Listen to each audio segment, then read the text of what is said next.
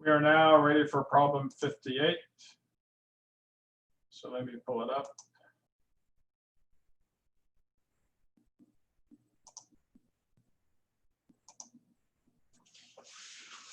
All right, let's talk about this for a minute.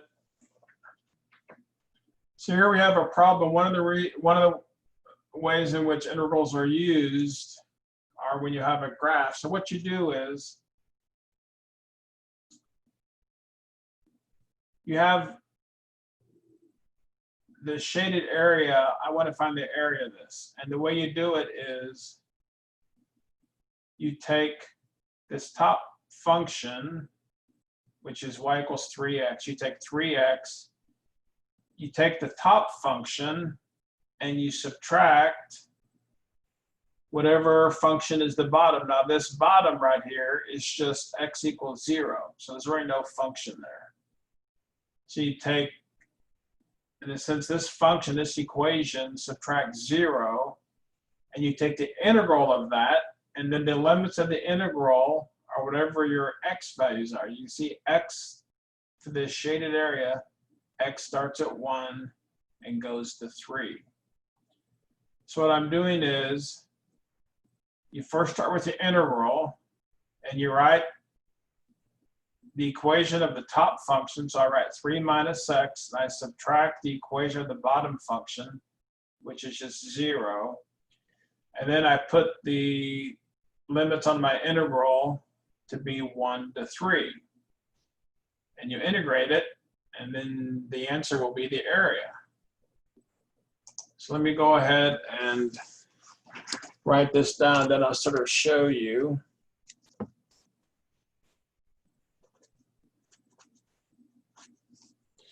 As a matter of fact, let me try and draw,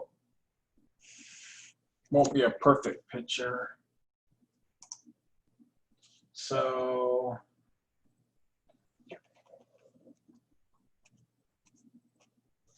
this goes up to 1, goes up to like 10.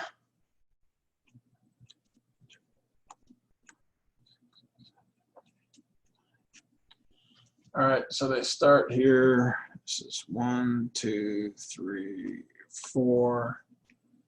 They start at 1, 3. And they go to 3, 9.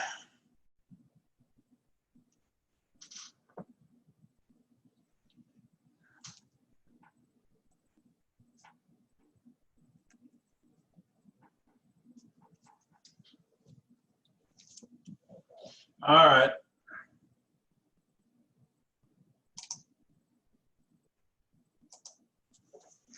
So I've sort of tried to draw the diagram. So we want to know the area in here. So you can think of it as almost like an object with 4 sides. You've got a top, you've got a bottom, and left and right. The way we do the area is you always take the top and you look at this function. This function, they said, is, I believe they said it's 3x. Let me check.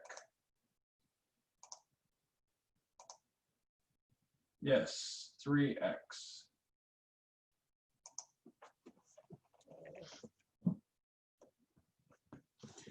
So that's the top. I'm going to subtract the function of the bottom. Now the bottom, if you think about this right here,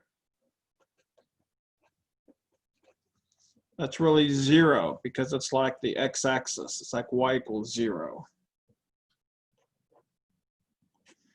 So I'm going to take the derivative of that, and then you go from the left side to the right side. These are values of x, and the starting value is down here, and the top value is up here.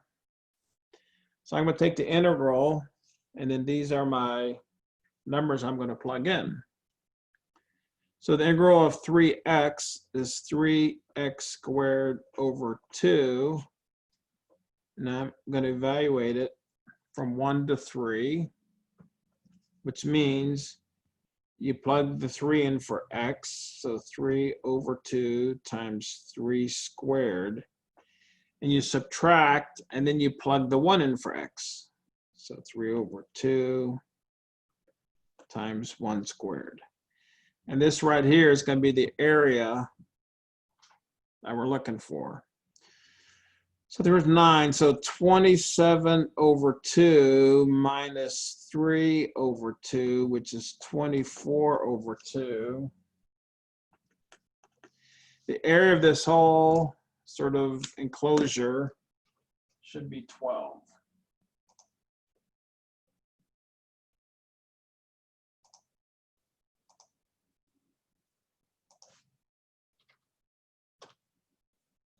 All right, let's do it. I'm sure there'll be a few more of these. So here's one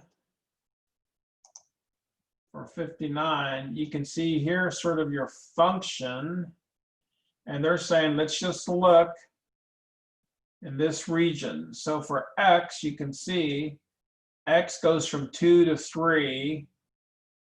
Here's the top, and this function is x to the 4th, and once again, the bottom is just going to be 0. So it's going to be the integral of x to the 4th going from 2 to 3. Let me actually write that down.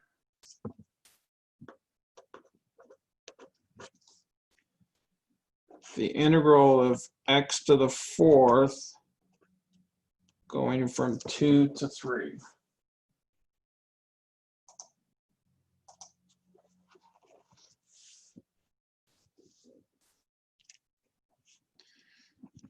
Pretty straightforward problem.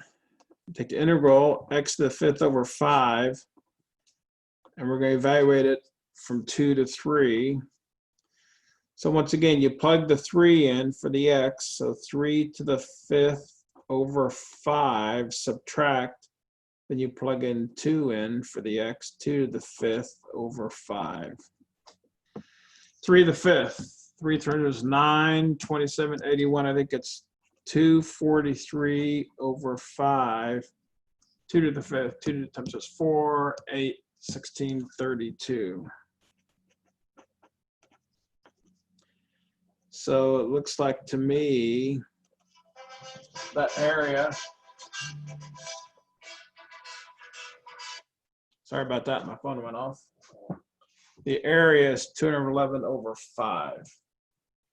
Let's see if that's correct.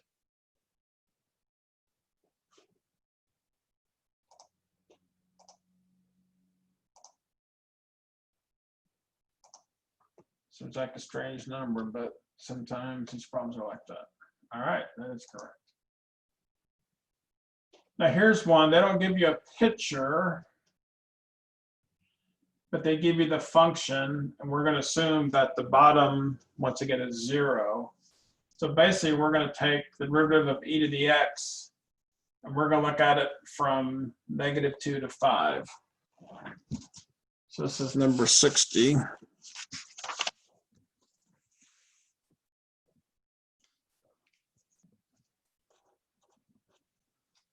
So the function is e to the x, and they want to find the area when x goes from -2 to 5. All right.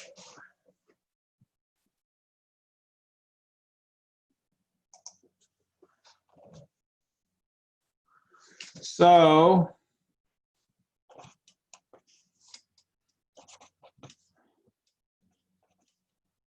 this is basically the problem. Integral of e to the x, we know is just e to the x, -2 to 5. So e to the 5th minus e to the -2. Now they said they want the answer in terms of e, so my guess is I'm going to enter this, e to the 5th minus 1 over e squared, and see if that's going to work.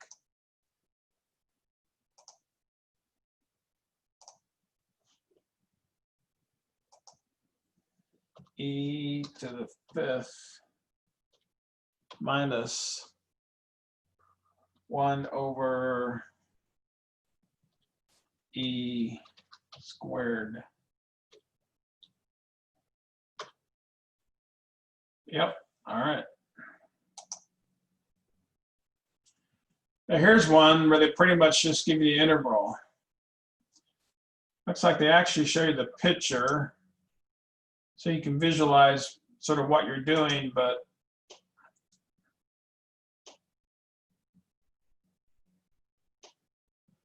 let me see what this problem says. Evaluate. Then interpret the result in terms of the area above and or below the x-axis. So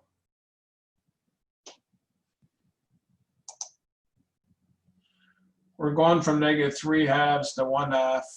So this function goes like this and down here like this. So we're looking at the area here. So it's going to be interesting because this area here on the left is going to be a positive number. But what happens is when you have an area below the x-axis, this area is considered sort of negative. So these things sort of cancel out. So you take, this is a pretty big positive area, and you're going to have to subtract this amount. This is like a negative area, you can think of it that way. So this is what it looks like picture-wise, but we don't have to really figure that out because they just basically give us this, and we just have to solve this problem. But you can tell from the picture, if we do it correctly, obviously this positive area is larger than this negative area. So our answer should be positive. So let me write down this actual integral. So this is really more of a math problem, but they do give you that graph, I guess, just to see sort of what is sort of going on. So from -3/2 to 1/2, and it's x cubed minus 3x dx.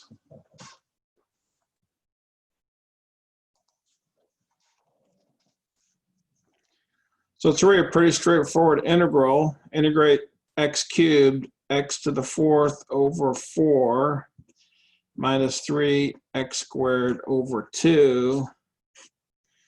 Now this whole thing, we have to look at it from -3/2 to 1/2. Now this is going to get sort of messy because of all these fractions. So here's what we do. We're going to plug in 1/2 in for x for this whole expression. So it's 1/2 to the 4th over 4 minus 3 1/2 squared over 2. So that's plugging in the 1/2. Then I subtract, I plug in -3/2 in for the x. So -3/2 to the 4th over 4 minus 3 times -3/2 over 2. And we subtract that whole thing. So this is like a messy fraction problem. 1/2 to the 4th is 1/16, but 1/16 over 4, turns out the 16 and the 4 get multiplied. So this is 1 over 64 minus, so this is 1/4, 3/4 over 2. When you have a fraction over a number, you multiply the bottom here with that, so it's 3/8.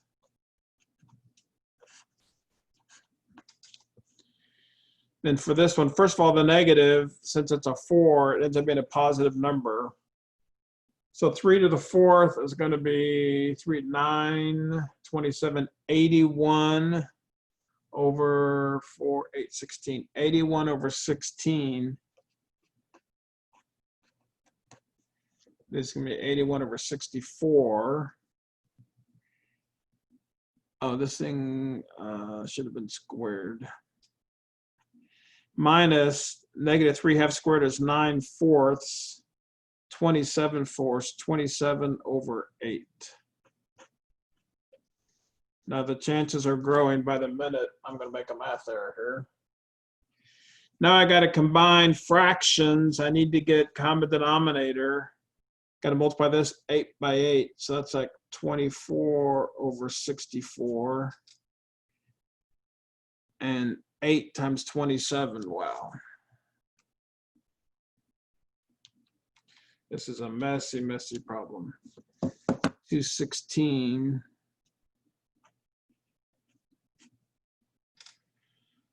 So this is 1 minus 24, so minus 23 over 64 minus, so 81 minus 216. Negative 135 over 64. Now when you subtract a negative, you add it. So it's 135 minus 23. 112 over 64. I'm sure everybody wants to reduce that. So that's like 56 over 32. 28 over 16. 14 over 8. I keep reducing. 7/4. What are the chances that's a correct answer? I don't know. I don't feel too great. That's a lot of math there, a lot of fractions. I could have messed up.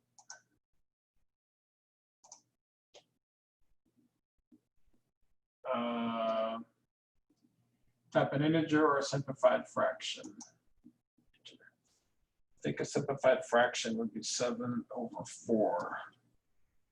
Wow! That's amazing. All right, that was very messy. The idea was not hard, the math was nasty. Oops. So here's another, oh, more questions. Interpret the result. All the area is below the x-axis. There's more area below, no. All the area is above, no. The area above, there's more area above than below it. That's what we talked about that earlier.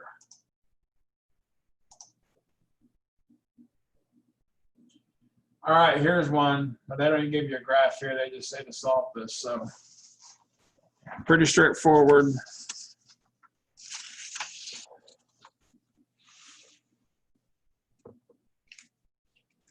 So the integral, this is 62. The integral from 0 to 4 of 2x squared plus 4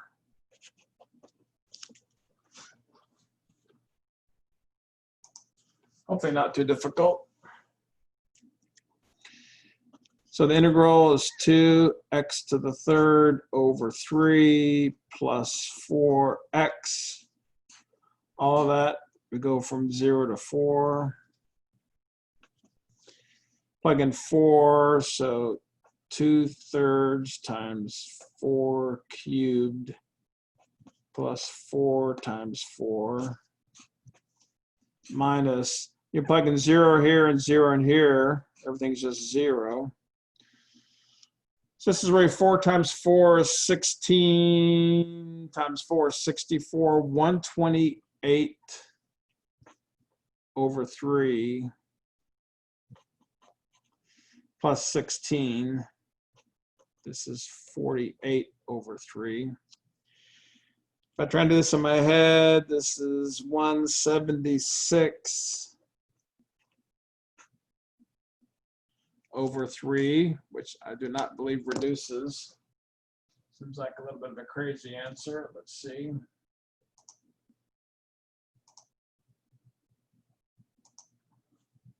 (176 over 3). All right, we're on a roll here. Another one. So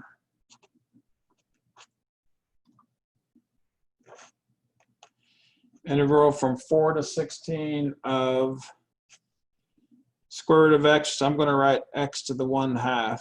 Save a step. minus 2 dx.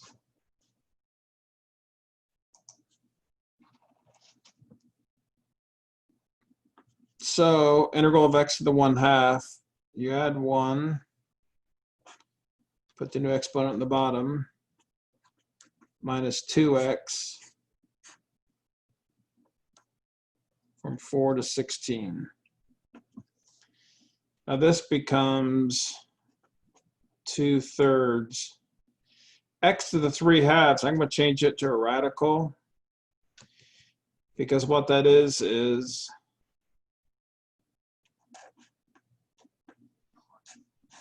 this means the same thing. Square root of x, that whole thing cubed.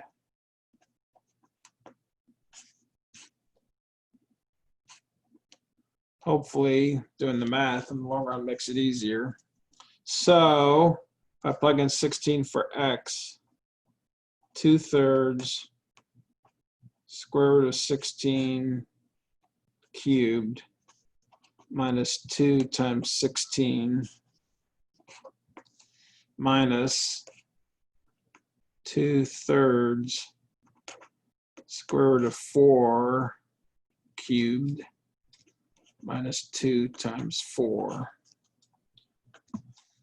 These problems get pretty messy. Square root of 16 is 4. 4 cubed is 64. 128 over 3 minus 32. Square root of 4 is 2. T cubed is 8. 16 over 3 minus 8. So I got to get common denominator 3. So this is like 96 over 3. 24 over 3. 128 minus 96 is 32 over 3 minus negative 8 over 3, which is really plus. All right, what are the chances that I'm not making mistakes? 40 over 3.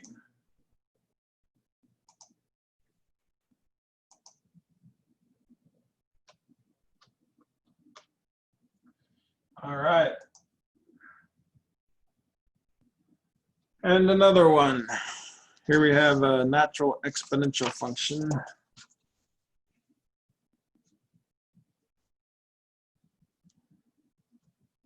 So problem 64, from negative 2 to 5, e to the t dt.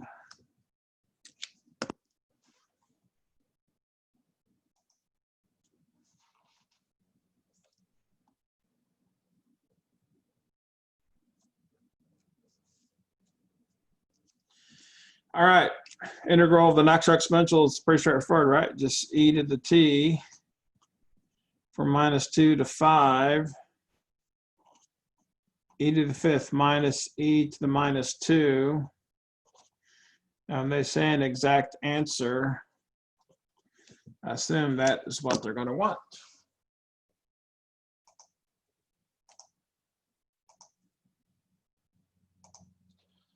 So e to the 5th minus 1 over e squared. How many more of those are there? Oh, looks like that was the last one. Let me see what we have coming up here.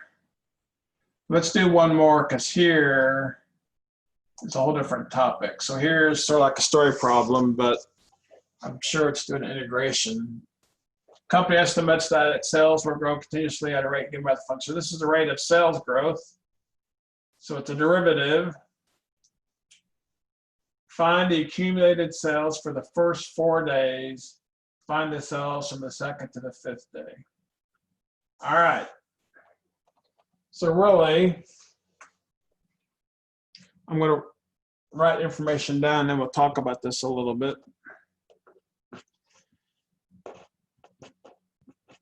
So the first derivative of this s function is 29e to the t. And really, I'm going to write down here what they're looking for. For part A,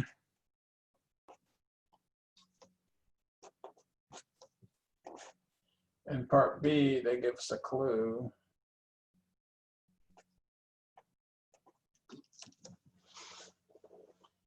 Round to the nearest cent.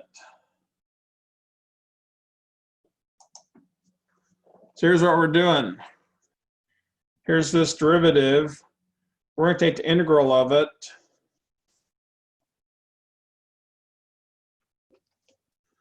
Let's just go and do that.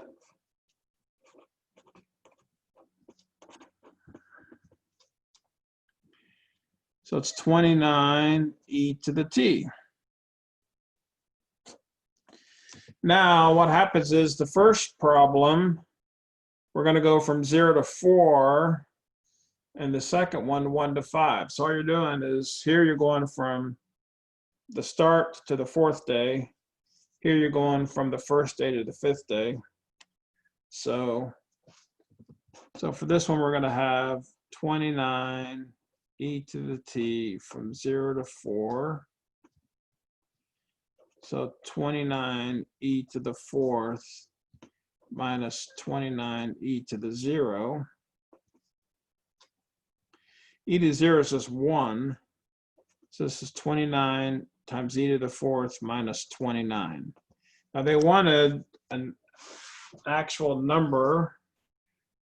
We haven't made it rounded off, so I'm going to e to the 4th. So go to my calculator, figure e to the 4th times 29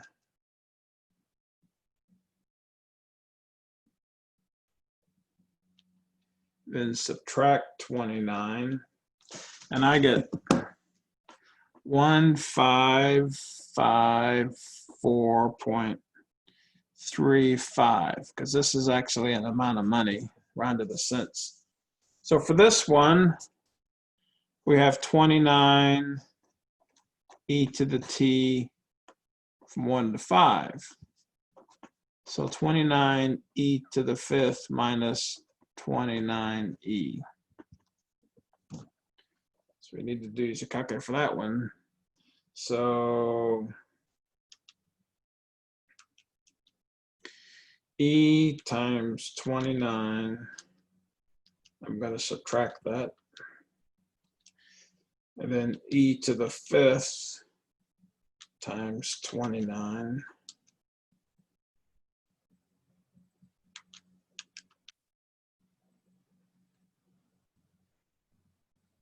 Oh, sorry. Did that quite right. Try this again. Times 29 equals plus. So I got 4225.15.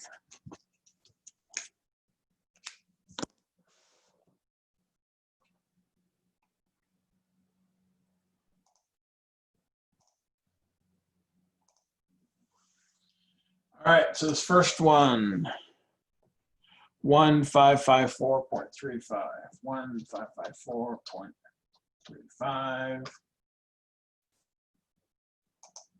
And the second one, 4225.15, 4225.15.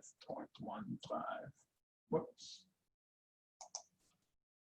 4225.15.